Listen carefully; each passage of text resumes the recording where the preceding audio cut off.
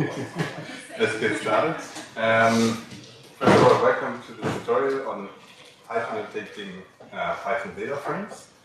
And in a way, it's also annotating the dynamic. We will see what that exactly means in a second. And you will have the chance to code yourself to see exactly what type annotation means, what the benefits are, and how we can apply these concepts to DataFrames. But in the beginning, I will just give you a brief introduction to type annotation in general, and then I'll show what we can do for DataFrames. So for the first 15 or 20 minutes, you can just sit back and relax. If you want to get the most out of this tutorial, you can install VS Code if you want. You don't have to, you can also follow most of what I will show in the browser. But if you want to get the most out of this tutorial, I highly recommend you install VS Code. Okay. So, why am I talking about this? Why is type annotation even important? So, I pulled up a merge request that I authored. I'm guilty of committing this about 3 weeks ago, and it looks fairly innocent. It looks super innocent. I mean, all I did was add this little thing here. I added article title. And what it does, it's a function. It receives article data as a data frame, unless data frame, and we drop all the rows where we don't have an abstract, we don't know when it was published, and what I changed is also drop everything where we don't have a title. This looks fine. I mean, I'm even using type annotation here. It says it's a data frame, we also have a threshold, it's an integer. We can just ignore this bit. There is even a block string. I removed a couple of things that were not relevant for this example. But at first glance, and superficially, this looks fine. Well, the problem is, how do we know that article title even exists? Just looking at the merge request, there is no way of knowing whether article title exists. And me as an author of the commit, took me some time to go through the code to see how the data frame was built, to know what the column names are. My colleague who had to review this had to do exactly the same challenge. And for him, it was even more challenging. He had to go through the entire code base, follow every single code path, and see who's calling the function with what data frame. So it was even much more challenging for him. It was accepted in the end. But the message is, this is super hard to write, it's even more difficult to review, and in long term, this is extremely challenging to maintain. Even think about what happens if we pull data from third-party sources. If we read a file, if we use an API, if we query a database, how do we know what column names are in whatever source we use? So this is running as a web service right now, and you might also deploy this to your grid computing with I don't know how many cores. And these sort of things probably break on a Saturday at 3 a.m. when you don't want to intervene and fix your jobs or your service. So what can we do to make this more enforced? And the goal of this talk is to talk about how to write reliable and maintainable data science code. And by data science code, I mean everything that uses data frames as their go-to data structure. And I mean, often when we talk about data science or data frames, people work in notebooks. And the number one data structure that we see there is data frames. So everything that uses data frames very heavily should be covered here. And I need to add a small disclaimer. What I will show is opinionated. So this is how I think people should do it. You might disagree, you're very welcome to disagree. If I don't mention your favorite library, your favorite tool, your way of doing it, I'm sorry. But I would really appreciate to discuss this, to talk about it, maybe in the coffee break. Just approach me, I'm also very open to learn. So what will we do? First, I will talk about type annotation in general, how it applies to normal Python objects, how it applies to data frames. Then we will set up the code base together, so you will get the chance to clone some example code. And then we will dive into an example of computing Erdős numbers. Who knows what Erdős numbers are? Okay, a few, don't worry, I will explain what it is. We will look at this in a couple of ways. So we'll first do it with classical Python objects to see what type annotation actually brings. And then we will see how to do it with data frames. Okay, so let's start with the theory. And I hate to disappoint you in, let's say, 90 minutes from now. So let's do it already now. Because the key takeaway is type annotation works extremely well for everything that's classical objects in Python. But there are some very serious limitations when it comes to data frames. So we cannot get all the benefits that we get for classical objects. And we will see what we can do, how we can mitigate some of these limitations, and what you also should do on top. So these are the things that we will cover. And when I talk about type annotation, we also need to do a very clear distinction of two concepts that seem very similar, but should be very distinct, or we should treat them very distinctly. So the first thing is type annotation.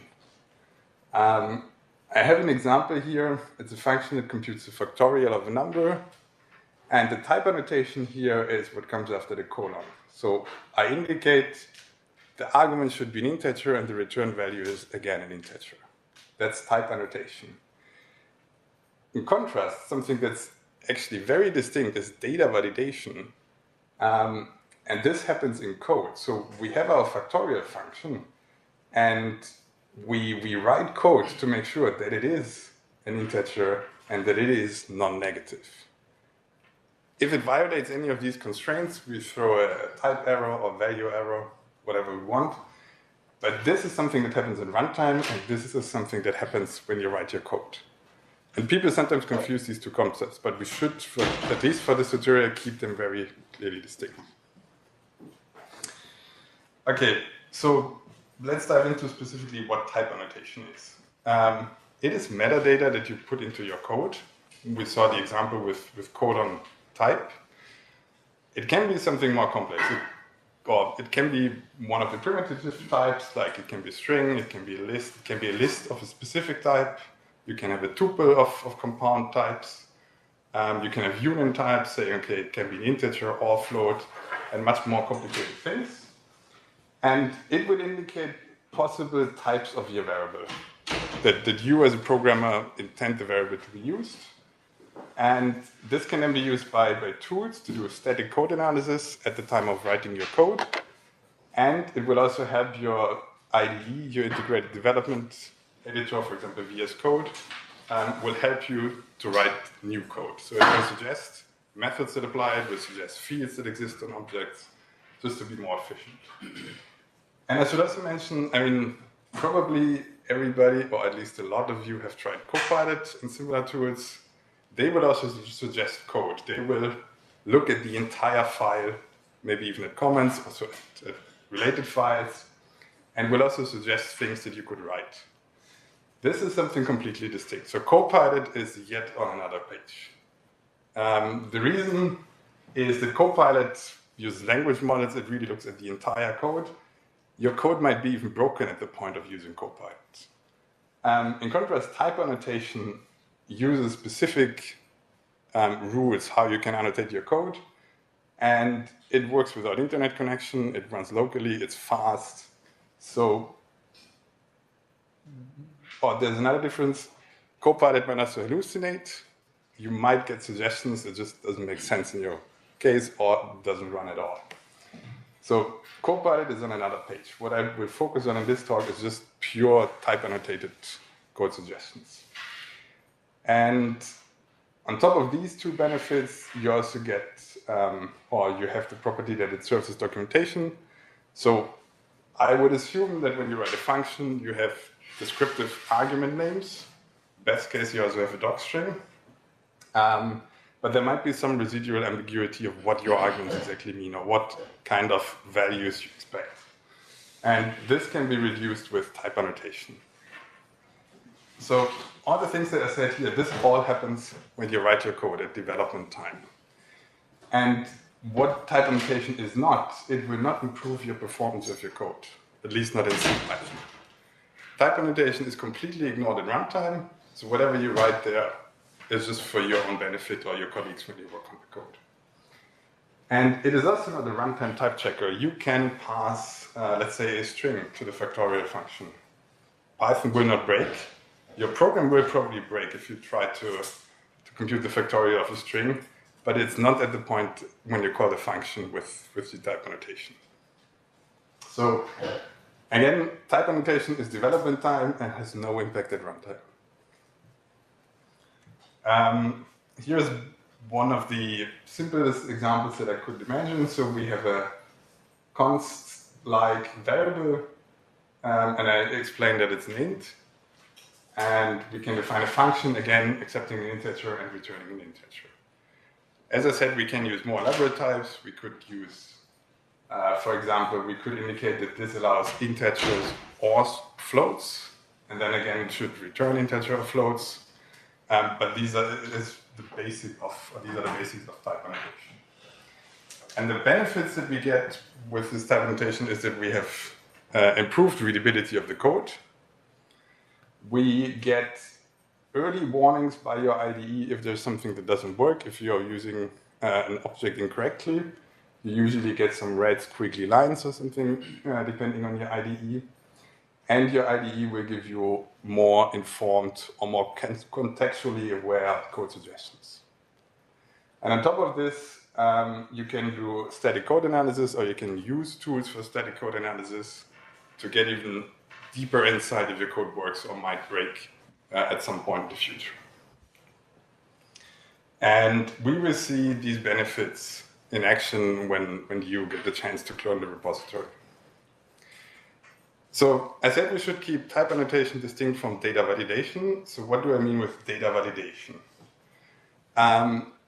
With data validation, we verify at runtime if an object or a value has certain properties.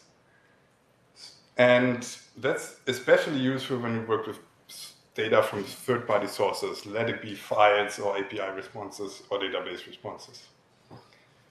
And this needs to be done in code. So we can write things like isInstance to make sure that whatever we pass to our function really is an integer, or a string, or whatever we expect.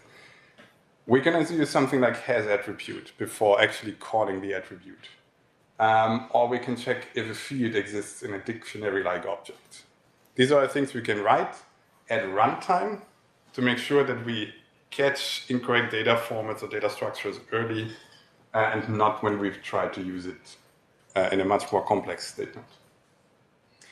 And then this is breaking a bit with Python's duck typing. So duck typing means that you just take the object as is, you try to use it in the way that you want to use it, and if it works, it's probably fine, sort of. But by using isInstance explicitly, we're directly breaking with this philosophy. For example, we might implement a function intended for integers, but it also works for floats. So if we limit it with isInstance integer, we're forcing everybody to only pass integers, even though floats might be fine as well. And this will also not help you with code suggestions in your IDE. Again, Copilot might be smart enough to figure it out, but your offline IDE type annotated code suggestions will not use any of the data validation information, or at least not in Python. And we already saw an example, so I had this on an earlier slide that we checked for the factorial that it's a non-negative integer. I should also mention a very popular library that does data validation for a normal object, namely Pydantic. We would also use it in the code example later. And Pydantic allows you to define a model or sort of a type of the data that we accept.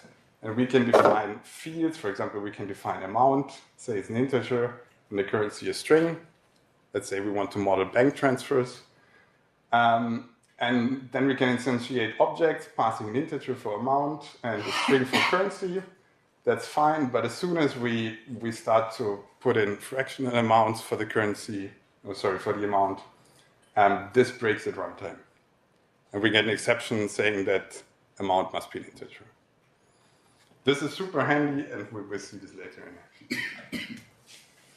And the benefits of data validation is that if we properly validate everything that goes into our process, into our code, into our running process, we can guarantee that the data is correct, as long as we don't break it. But that's the first step. Everything that goes in, it could be user input, it could be web requests, depending on the application.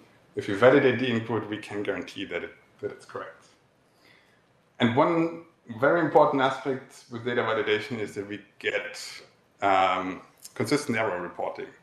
You get an error message telling you the input field X doesn't confirm with these constraints, which gives you much more contextual information instead of just accepting it blindly, passing it 3 layers down in your call hierarchy, and then suddenly it breaks. For example, with an error message, function X doesn't exist on none type. That's probably one of the most common error messages you get. And because of this, it's safe to integrate with third-party sources, like API responses, API requests, external files, or database responses. And we will again see all of this in action in the code part. I talked already about static code analysis in IDEs. So I mainly refer to VS Code. You can use other IDEs, but there might be slight differences. And how this works internally is that VS Code uses a language server for Python, namely Pylons. Of course, you can probably configure everything and use different language servers, but by default, you get Pylons out of the box. And Pylons internally uses PyWrite. PyWrite is a very fast type checker that gives you these coding suggestions and syntax highlightings within, 100 milliseconds or so. So it actually feels as if it's happening in real time. On the other hand, there's a package called MyPy. This is doing static code analysis, and it's an extendable type checker. So PyWrite does not allow you to write your own plugins to plug them into PyWrite because of the constraint that it needs to be fast. On the other hand, MyPy is extendable. It is much slower. It wouldn't work for real-time interactive suggestions, but there are plugins for DataFrames. MyPy is not the only type checker. There are many others in the field, but we will see MyPy in action later. So how does any of this relate to DataFrames? That's probably what you're asking yourself. And I need to go one step back again to see how this relates to DataFrames. And there is a data structure in Python that's actually quite similar to DataFrames, namely dictionaries. So dictionaries allow you to access values based on a key. Often it's a string, like we do with DataFrames, where you have columns that you can also reference by strings. Whatever you store as values can be different types. It can be objects, integers, floats, and that's true for dictionaries and data frames. So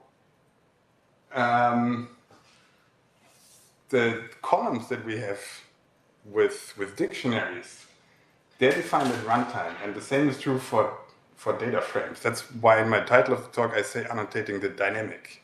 When you look at your code base, often it's not yet defined what the columns are. So this sounds like it's something in the realm of validation. We can do type annotation. Let's call it lazy type annotation by just saying, okay, it's a data frame, but this doesn't give us any information about the columns. And you can do the same for dictionaries. So instead of saying it's a data frame, I can also write, okay, this is a dictionary without giving you any contextual information what the dictionary keys are. And there is a way in Python to get all the type annotation benefits for dictionaries, namely type dicts. I don't know if you have encountered type dicts. Who has worked with type dicts? Okay, one person? Two? I feel like it's a hidden thing in Python, but it is actually super nice. So if we compare type dicts with normal dictionaries, we get, in normal dictionaries, we have fields defined at runtime, so they are dynamic. Your IDE will support you by suggesting methods that exist in dictionaries. So if you have a dictionary and you type dot, it will suggest, for example, dot keys, values, items, and all the other functions. But it will not help you in any way to suggest column names or even be aware of column types. On the other hand, if we jump to type dicts, we can define the columns at development time. So I can specify sort of a model to say, okay, a bank transfer needs an amount in a currency. These are the types. And if we do this, your IDE will be aware again of all the dictionary methods. It knows that that there's keys, values, and items. It will know column names and suggest them for you. And it will be aware of all the types. So if we access transfer, square brackets, amount, it will know that this is an integer and offer you all the integer functions. The problem is, this behavior is hard-coded in language servers and type checkers.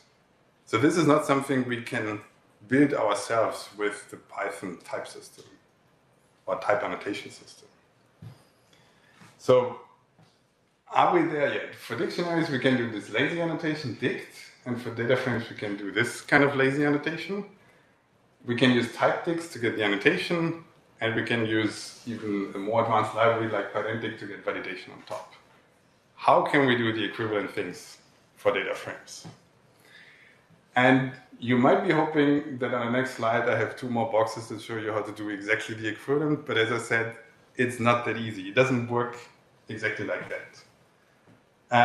There are 3 ways of providing some of the benefits. So you might have heard of stub files, or you might have seen them in repositories with .py file extension.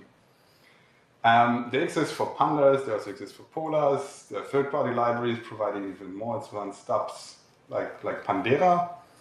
And they provide type annotation information mainly for modules that are implemented in C++ or other languages. I say I will not consider this in this tutorial. It's actually implicit already installed in your code example that you will see later, but it will not give you the benefits that you might be looking for. An alternative is native schemas. You might have encountered this, for example, in polars, where you can create a data frame and say, okay, that's the schema of my data frame, where you explicitly list all the column names and column types. This is data validation, unfortunately. It will not help your IDE suggesting correct column names. It will give you an exception in runtime if some of the things are not according to your schema, but it will not help you during development. And that's also why I will not show this in the practical part of this tutorial. We will see runtime validation with a library called Pandera. They offer basically the same schema support, but they have additional features that you can or that you might know from Pydantic. You can say that's a string column with a length between 3 and 5, for example, or that's a column of non-negative integers. So you get a much more rich validation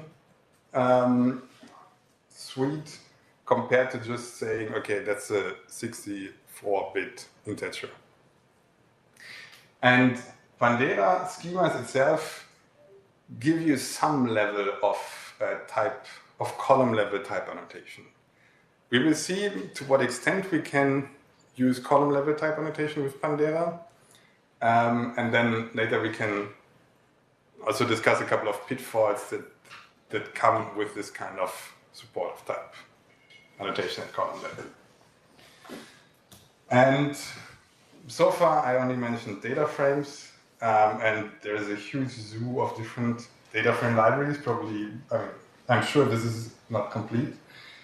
In this tutorial, I will focus on pandas. I love some of the other data frames a lot, but I will focus on pandas here because probably everybody in the room is familiar with pandas because it was one of the first libraries to really make this concept popular. And also because of that, it has a very rich and large ecosystem built around it. So one of the newer contestants might offer you different levels of type annotation support, but with pandas we have plugins for many more type checkers and other tools. Okay, that's the end of what I want to show in slides. Before we dive into the technical part, are there any questions so far?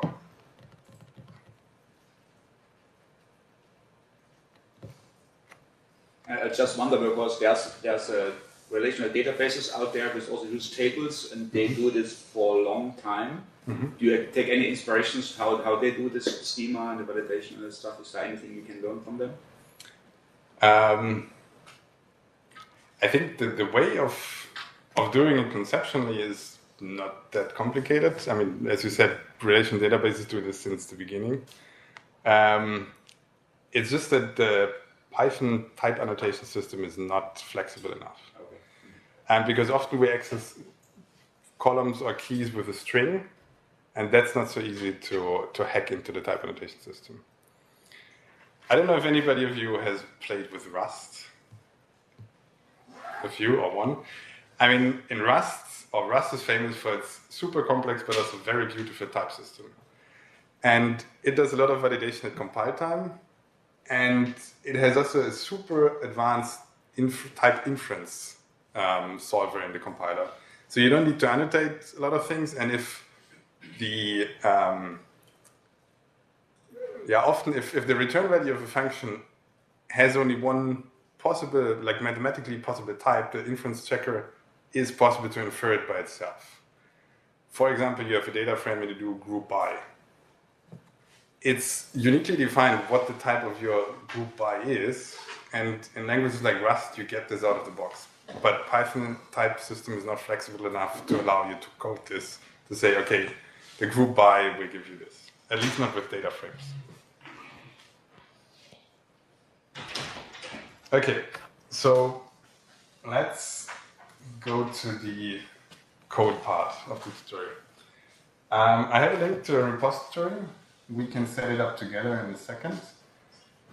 As I said, I would recommend to use VS Code because then you get most of the benefits out of the box.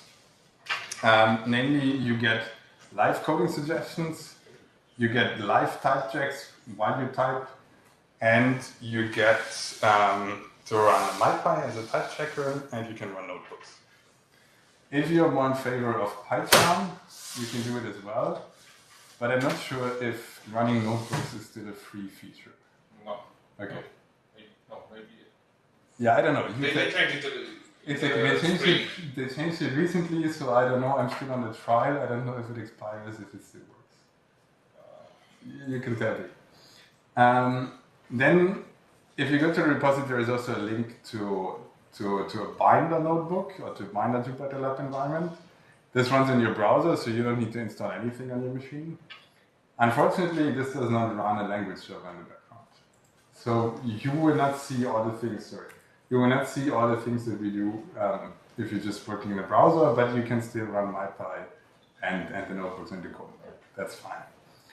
And if you're more the Vim terminal kind of person, that's also fine. You can run the MyPy. Maybe you wired pylons into your Vim. I don't know if it works. Then you can also do these two bits. And if you happen to have a browser, then you can also run the notebooks. Okay, so let's do this together. They changed that. In the past, the notebook is not part of the community edition, and for now, from 3 months, it's part of the community edition title. But they have now a unified product. Yes. And I installed it last week, and they give you a 30-day trial of the pro version. Yes, but if you install unified product without providing the key, it should, based on their charts, it should support notebook.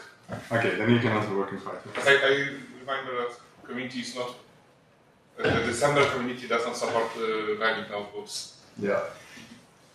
And also in Binder there are something called Jupyter AI, and probably you can include this also. This should be possible at least soon. So it would be an option. Yeah, they have it included in the notebook. You can connect to any language server and then maybe configure it and set it up, but in principle it should work. If you configure, you will have the lifetime checks and lifetime suggestion in Vim too, but the problem is configure. Yes, I mean, at least the way I configured the binder link, it's not. So. Yeah. But it's, in general, it should be possible if you really want to. Okay, so you can go to github/mdpi-ag, and if you do this, you get the repository your site. You don't see it.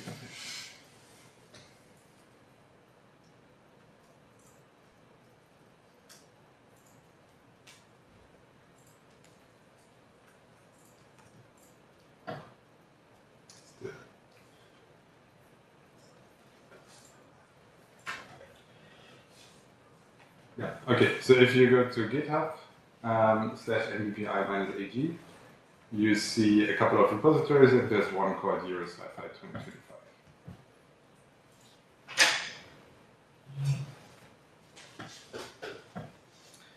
And if you scroll down, you find instructions how to clone and set it up with UV.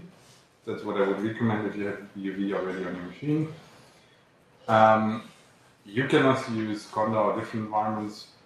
I only wrote instructions here how to clone and set up a virtual environment basically by hand, and then you can install all dependencies with the requirements of TXT. Or, as I said, if you don't want to install anything on your machine, you can click on this link, and it will bring you to a Jupyter Lab environment.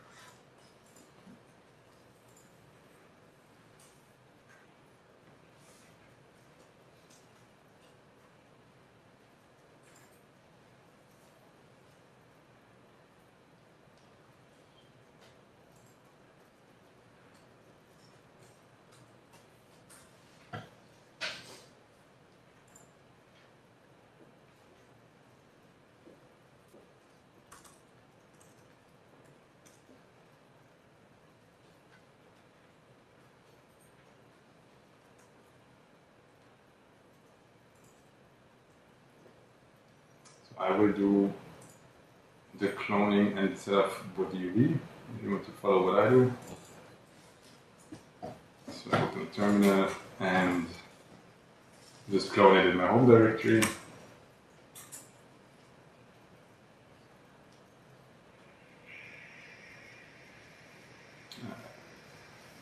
program is large enough. So then I can switch to the repository just to see that everything is there. That's good. And then it's UV sync.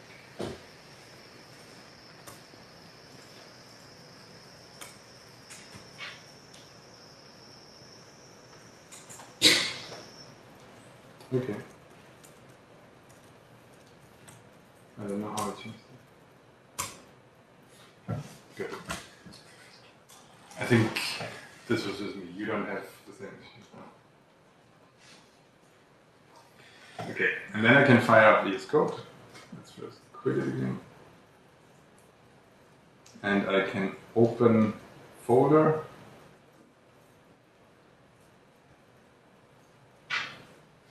And browse to the repository that I just grabbed. And I probably need to make this larger. Okay. So I think I disabled Copilot. I would recommend you do the same, at least for now, if you have Copilot or similar tools, because otherwise we will get mixed results. Some of the suggestions might come from Copilot, some might come from your native IDE. So we can close this.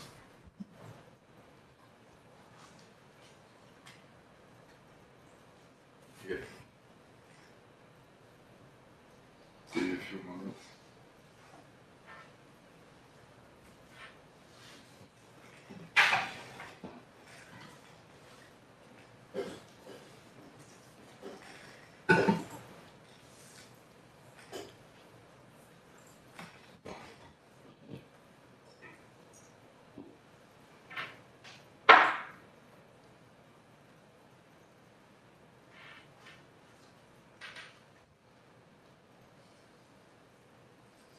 Okay, who tried and managed to get to a similar stage?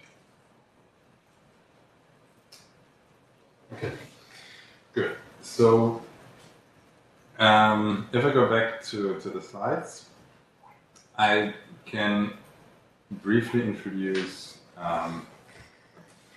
what I want to show in this example. So we will compute Erdős numbers.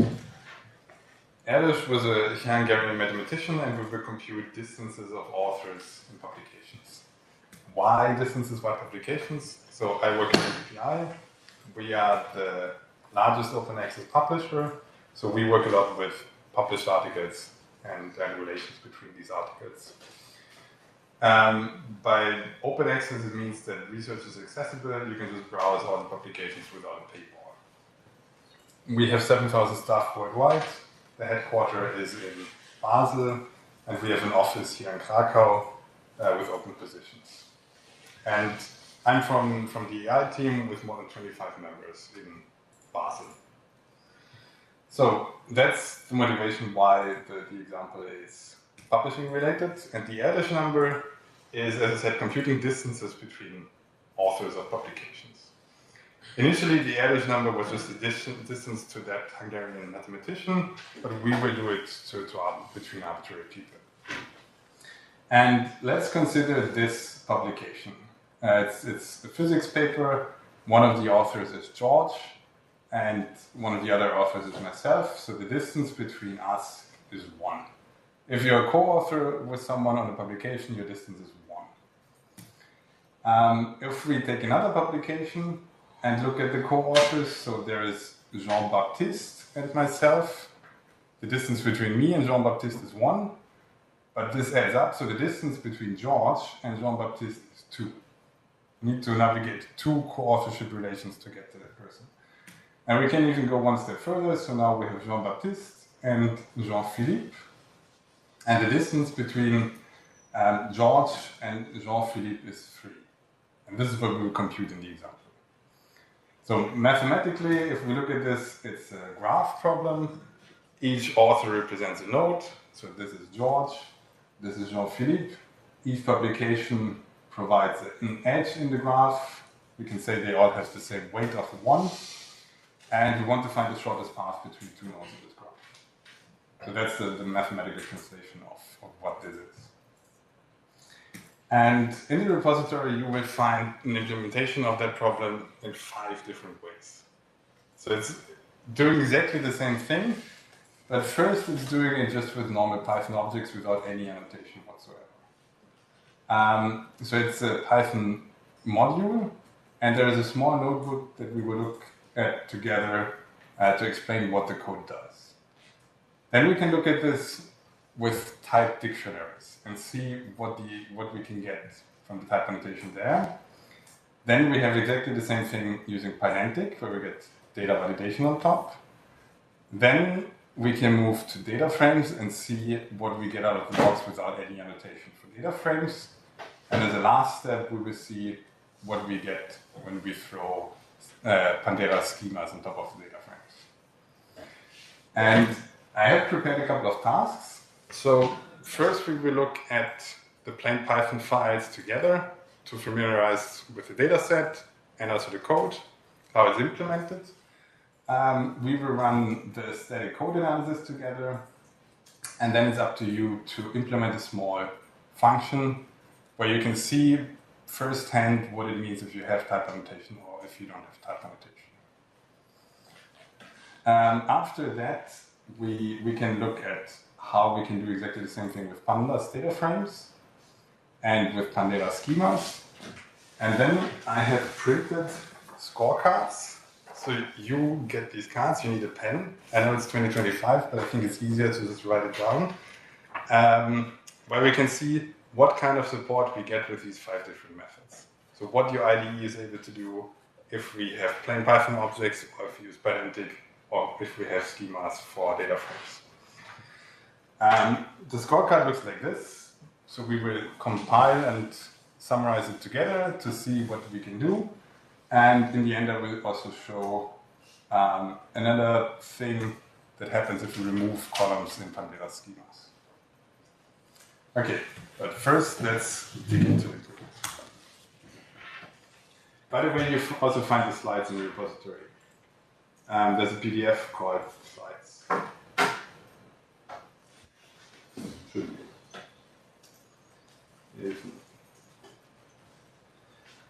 Okay, so we can start by opening the familiarized plain Python notebook. And it gives you a schema of the data sets. And I thought I copied this to the whiteboard because you need it in your head or in front of your eyes while implementing the code. So we have 2 main data structures or data files. We have authors. So let's start with articles. We have articles, and they have a couple of properties. You see they have a DOI, title, publication date. The most important thing is the DOI. It's got a document object identifier that uniquely identifies publication and other written published material. It's a string, and we use it to connect it with the authors. So the other data set that we have is authors, and they have an ID. We will use the ID just internally. It's a sequential integer, there's no deeper meaning behind it. The important thing is org ID. So org ID is something that you can register online. It's a unique, or it's supposed to be unique identifier that assigns, or that people can assign to their publication, to the authorship of publication. So it solves a problem that if you look at an author, through its org ID, you can identify all the publications of the same author. Because names, first name, last name is not unique enough, or also not consistent enough. And because there's a many-to-many relationship, so a person can write multiple articles, and an article can be written by multiple authors. So we model this with an authorship product table, which connects the article DOI with the author already.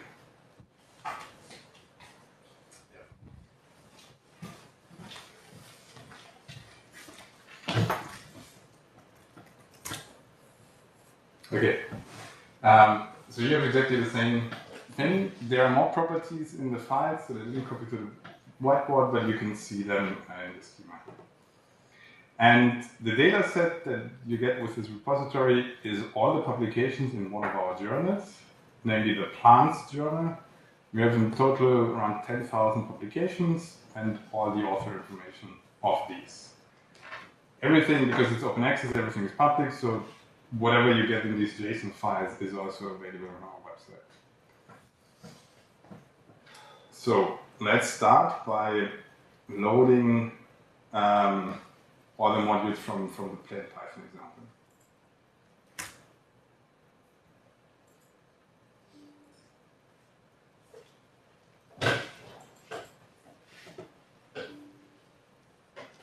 Okay.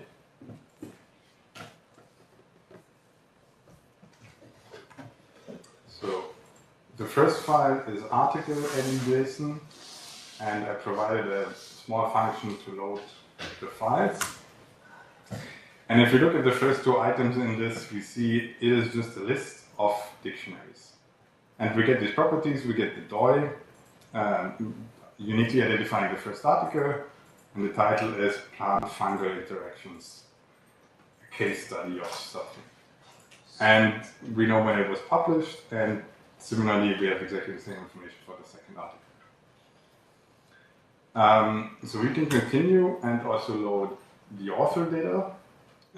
It starts with sequential ID 0, we have the org ID, and we have our first researcher.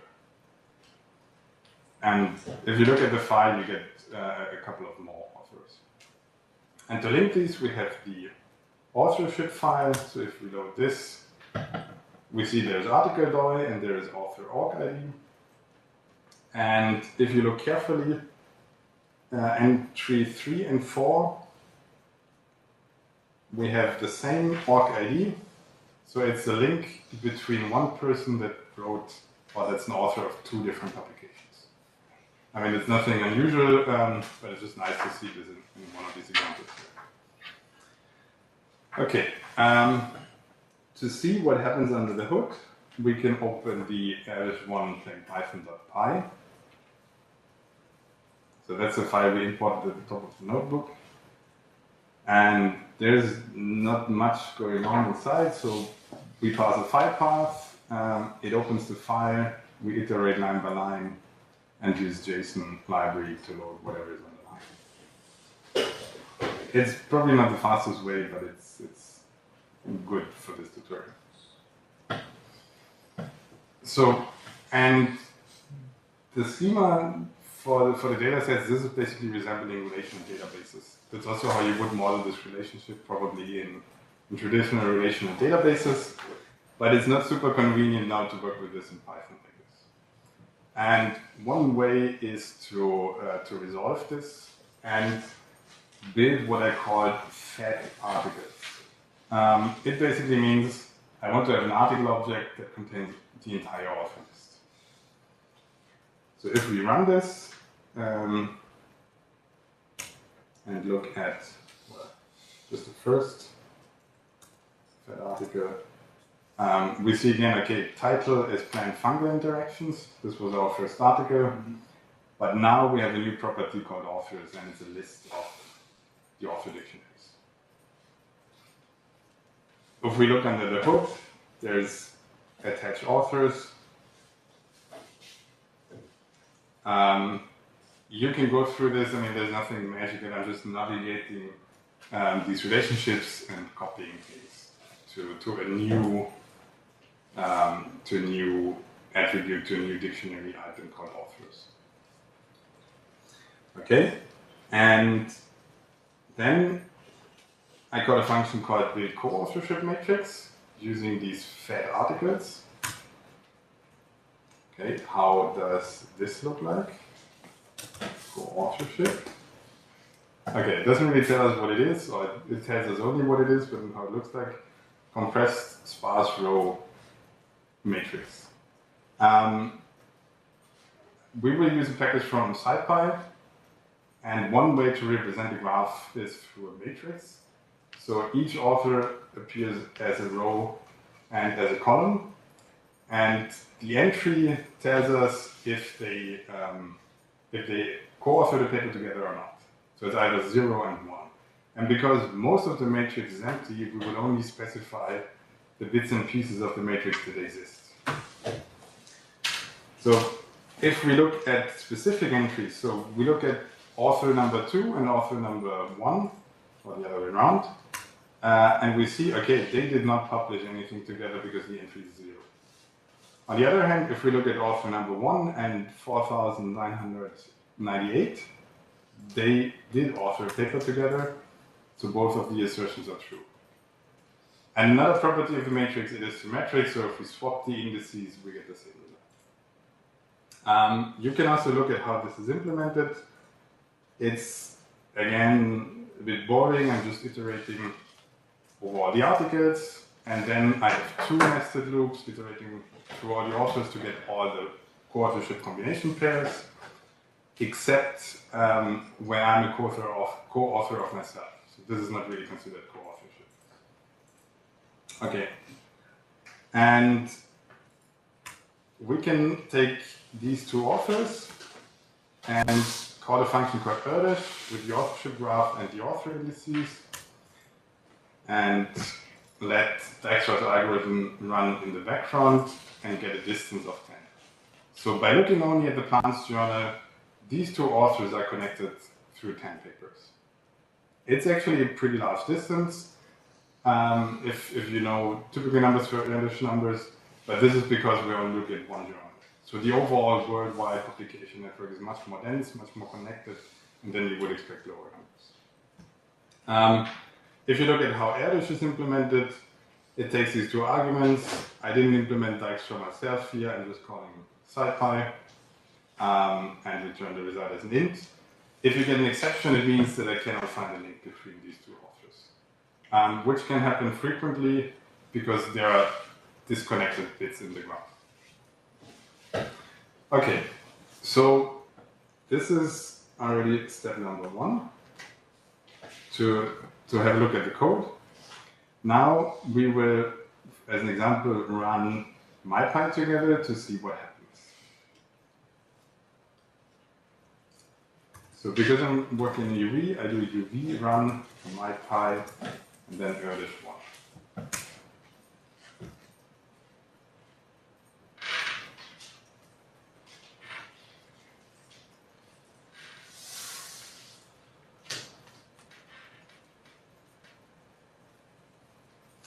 When you run it for the first time, it takes a bit because I mean, I installed our dependencies from scratch, so it needs to build all the PyCache. Okay. If I rerun again, it should be faster, but it didn't find any problems with my non-annotated code. So, as a next step, I planned to let you implement a function. Maybe we should skip this in the interest of time to get to the more fun part to now look at DataFrames.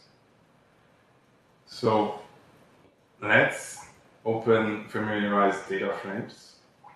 And you will notice that now we import from a different module. It looks similar, but there's one function missing.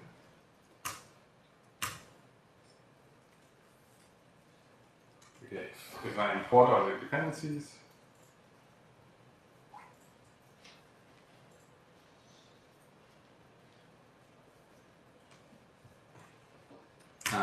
I can load all the 3 data sets at once.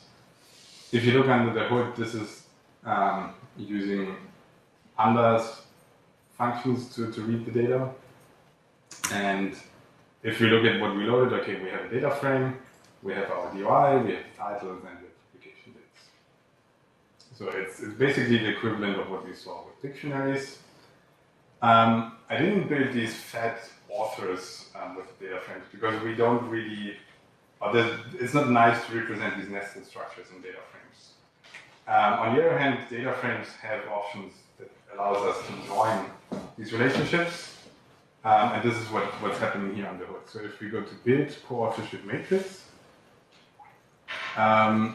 you see that there's merge, which lets me join the authorship and the author information, and then I can group by DOI. If you go through the code, you will see it's exactly the same logic, and in the end we get a sparse matrix. Okay, so if I run this,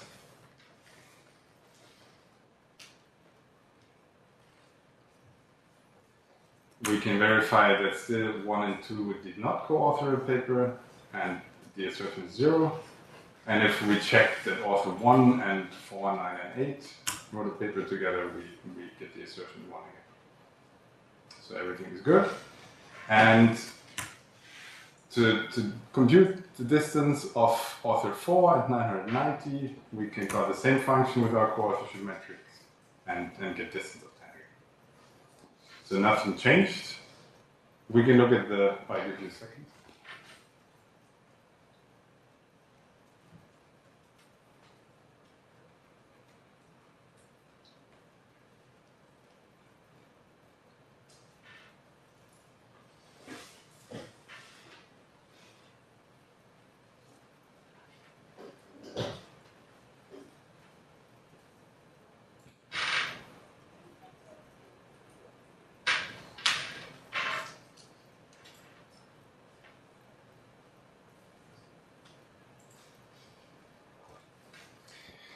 So if we look at the R-5 example, where we use data frames and schemas, you see that suddenly there's something new in the file. We have these schemas. I define, okay, article schema is something from Panderas, and then I can define types similarly to what you might know from Pydantic. I do this for the article, I do this for the authorship, and I do it for the author and the authorship. And when I load articles, for example, and I load authors and I load authorships, and every time I can return data frame with the specific schema of what I want to load. And one of the magic things that's happening here is that I call article schema.validateDF. So this will throw an exception if whatever I load from the file is not confirming with whatever is schema. So that's the data validation part. And here we see the type annotation part. What does it mean when we work with this? What will our IDE be able to do with this type information? And this is what you will figure out now with these scorecards. So I can distribute them.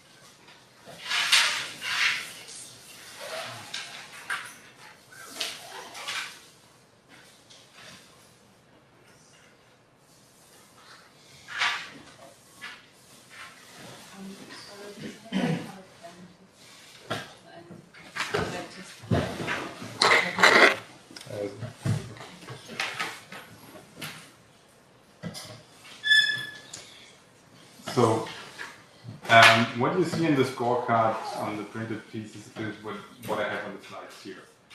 So first, we should check, we can do it together for the plain Python. We should check if we get live coding suggestions for the methods. And you see, small help what I want you to do. For example, the first few things should be done on an author object. So it should be done on article 0. Where is my code? So let me close all of this. If I go to plain Python, I can scroll to the end and call articles angle bracket 0 to get the first article, or yes, first article, and then press a dot. And you see nothing really happens. So Pylons or the type checker does not know that the first item here is even dictionary. So we don't get any support for the methods here. So you should write this down as next. Then live coding suggestions for keys and columns. I guess you guessed it, but if I type opening bracket here, I get a couple of suggestions, but none of them really make sense, and none of them is any of my columns. So that's also a no. I don't get key or column suggestions.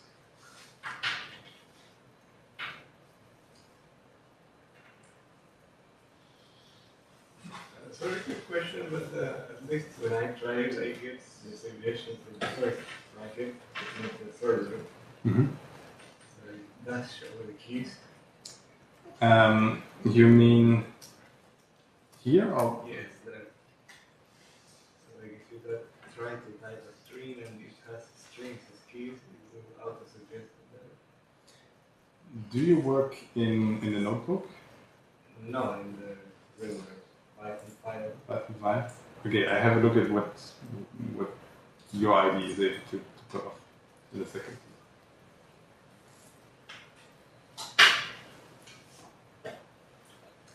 Okay, and if we go to the next column, we see that I want to check if the type of the column is properly recognized. You can do this by using a valid column and then pressing dot. And this will suggest you methods that work on strings. At least not the ones that work on interpreters, because the DOI is a string. So we don't get any support here, so this is also a no.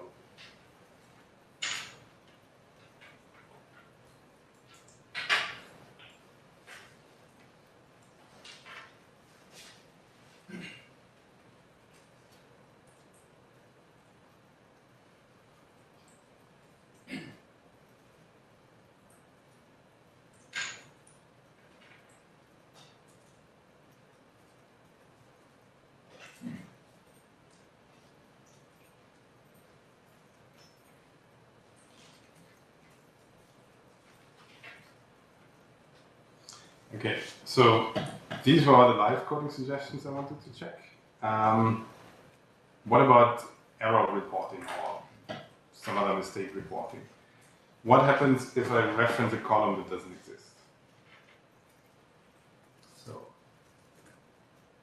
article 0 doesn't exist. I'm pretty sure the column doesn't exist.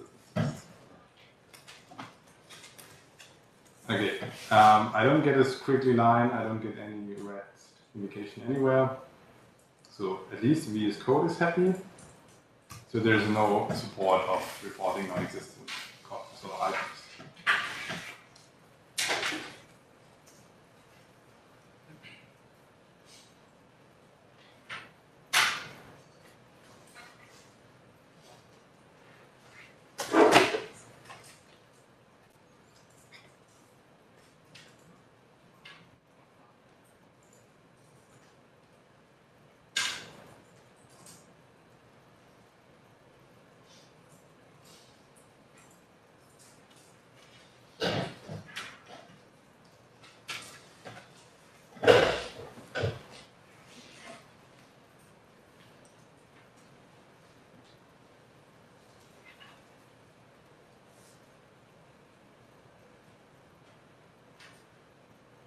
Okay, the next is basically the same test, but what's with MyPy? Is MyPy smart enough to detect this?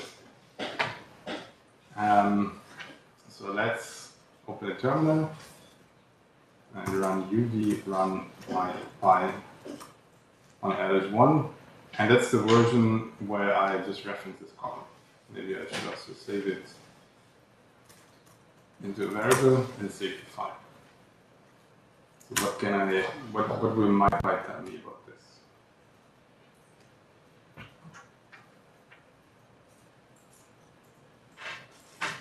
Okay, it found no issue. So that means non-existing item column is also not reported with MyPy.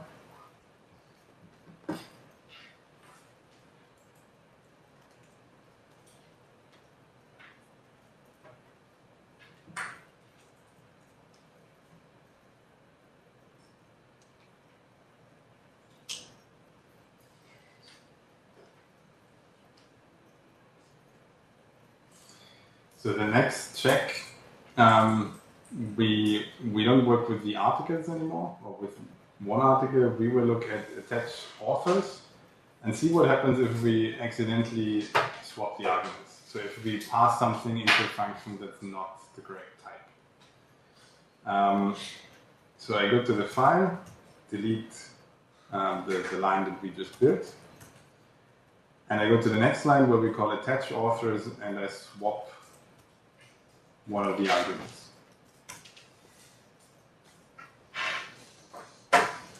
And you see there's again no red squiggly line or anything, so VS Code is happy with my change, which means it's not able to report argument mistakes. Is MyPy able to spot this? So let's run the same command again. Again, it says it's fine apparently. Okay, so with the plain Python, none of the type annotation things are, well, you will not get any support in the plain Python with type annotation mistakes or live coding suggestions. What about data validation? We can test this by using a buggy author data set. So if you look carefully at your repository, there are 4 JSON files. It's the 3 plus a file that I corrupted in some way. So we can go to the ls1. I undo my argument mistake. So the attached authors should be article authors authorship. But instead of loading authors, I load authors buggy. And we will see what happens when I run this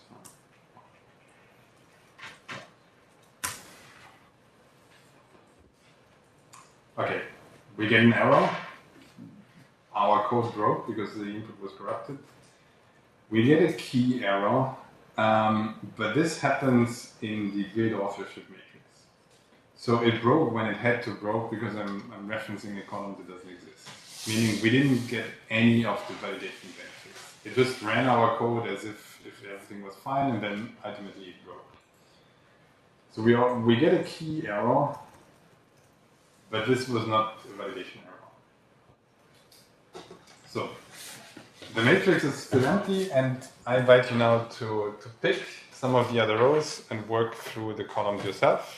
And in, let's say, 10 minutes, we will collect your results. So at 9:45, we can complete the chart and see what works and what doesn't work. When you switch to the data frame examples, it changes a bit what you're supposed to do, but I think the screenshots here are explanation enough. And I will walk around to see if some of you have magic IDEs that does more than it should do, or solve other problems.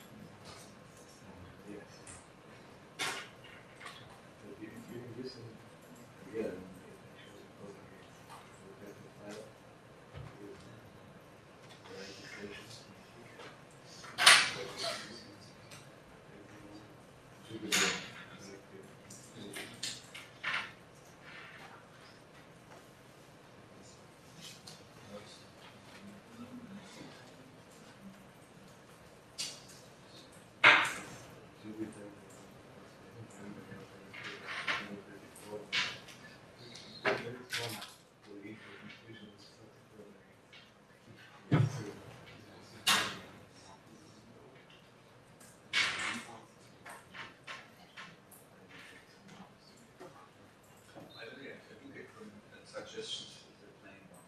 So just say article, it gives me some great suggestions.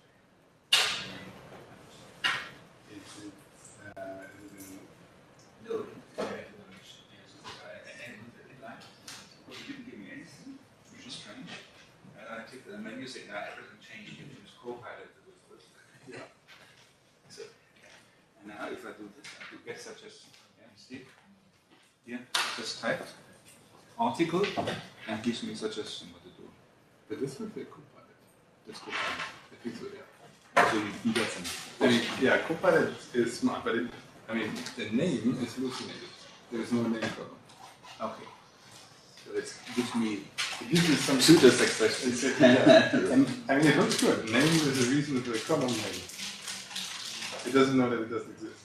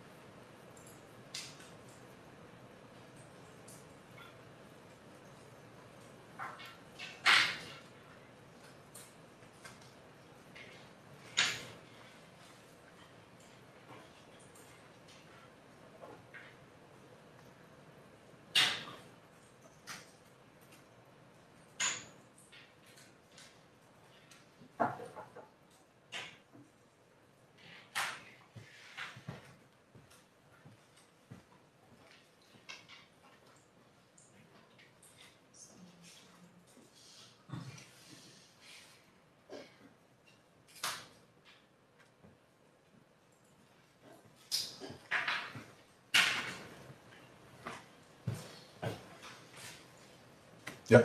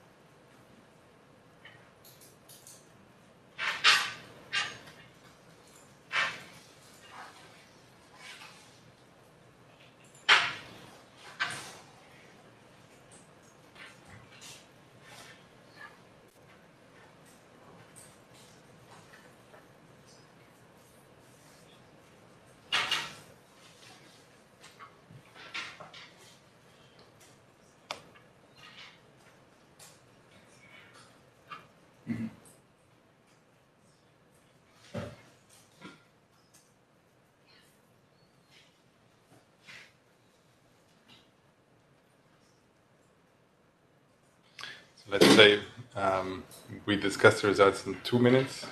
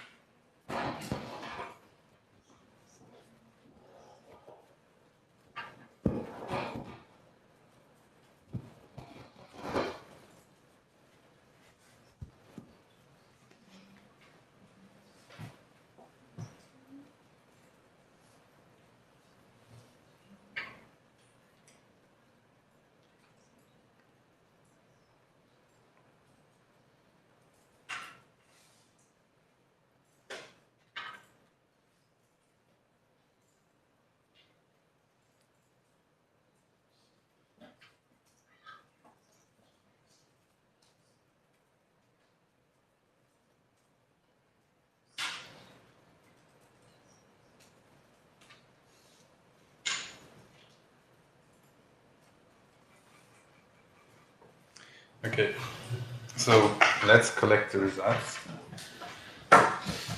Who worked on the type ticked example and has some results to offer?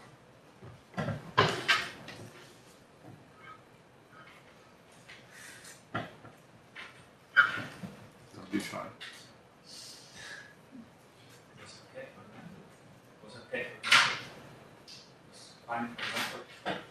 Okay, yes. Yes, exactly. It was able to suggest you methods. What about? Same for the key one. Yes. Same for the Yes. and no. Wasn't able to. You okay? Did someone manage to run MyPy? Yeah, not good. Okay, so this worked as well, at least when I ran it. Someone disagrees? Okay, what about swapped arguments?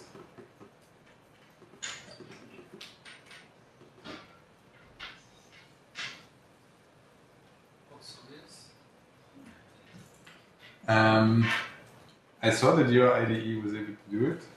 I mean, you run Emacs with an language server. At least for my VS Code, it wasn't able to detect it. Someone else has a tiebreaker? PyCharm did as well with everything turned off. See? PyCharm did? as well with everything turned off. Okay. Doesn't do the- I get a key error. Okay. So PyCharm, yes. What about the error reporting in MyPy? So this also works.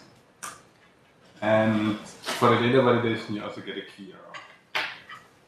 I will just, for simplicity, just say, okay, the key error is not the validation that we want. It's basically not giving you any additional information, so it doesn't work. So, That's a good question, but let's say if I intentionally break the schema and I run it with MyPy, it doesn't report it failed, but if I run it with PySets plus MyPy, it does report it. we will see this in a second, that especially for the Pandera schema, it's not helping you in every situation, particularly as you said.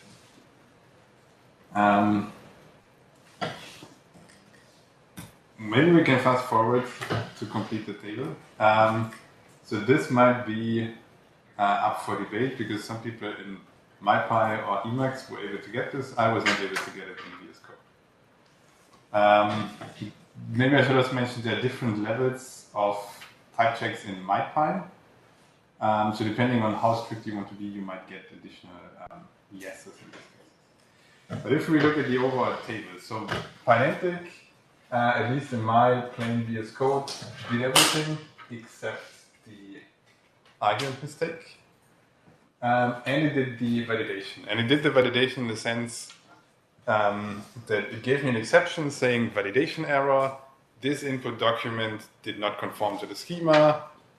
Did someone identify the issue with the buggy data set? So one of the fields is called ID, but in the buggy case, I just wrote it all caps ID.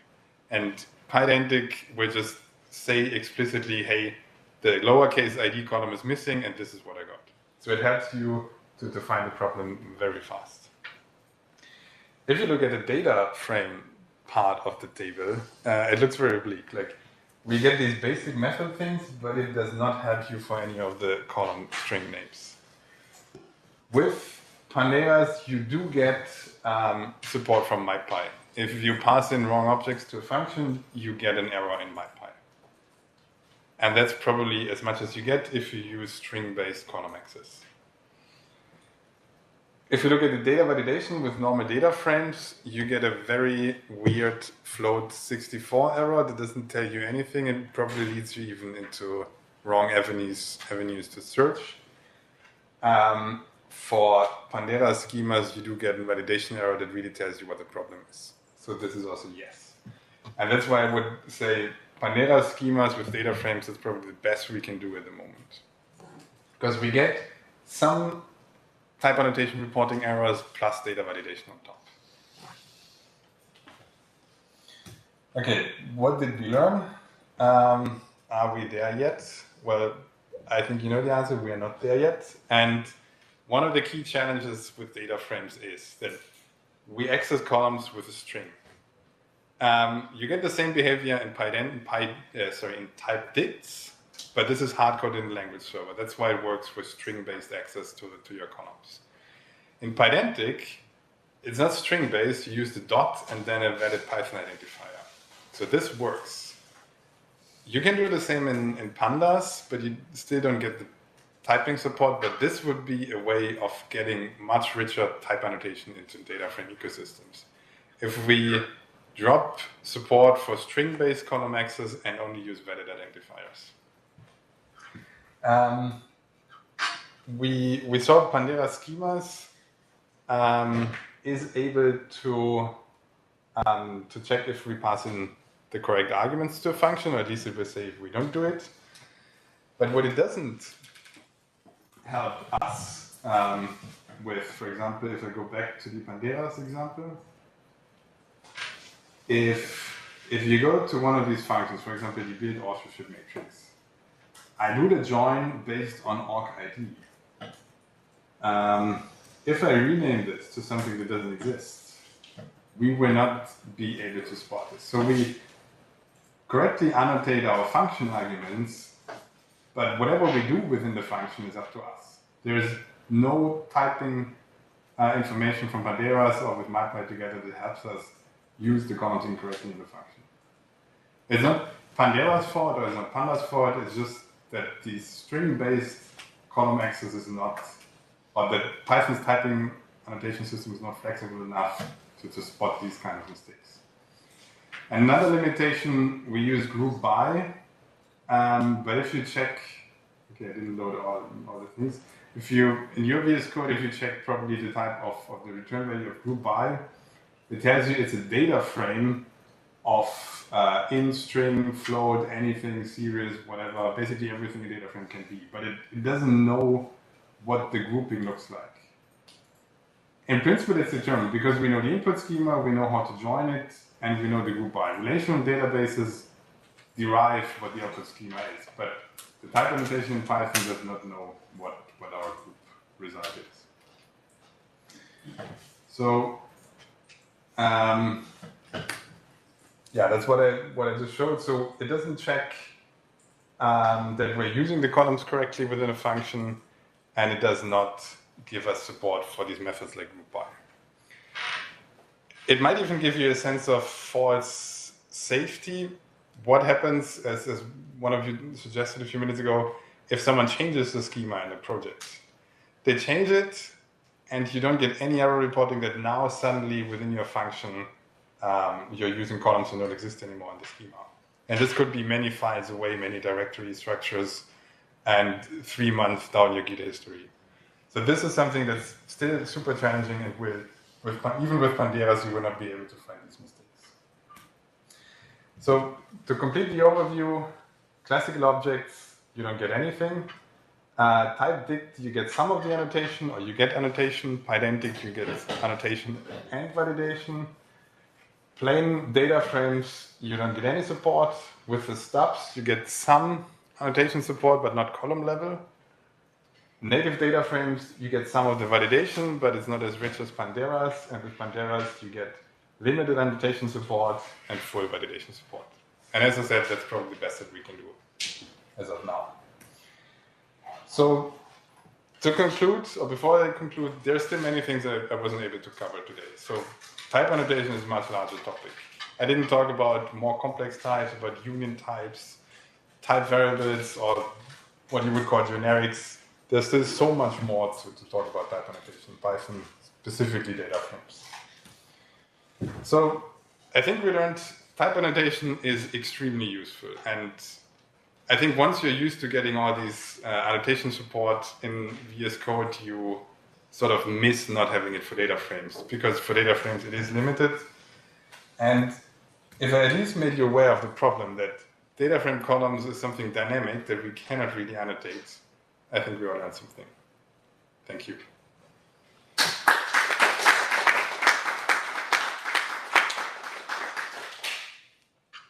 Are there any questions left?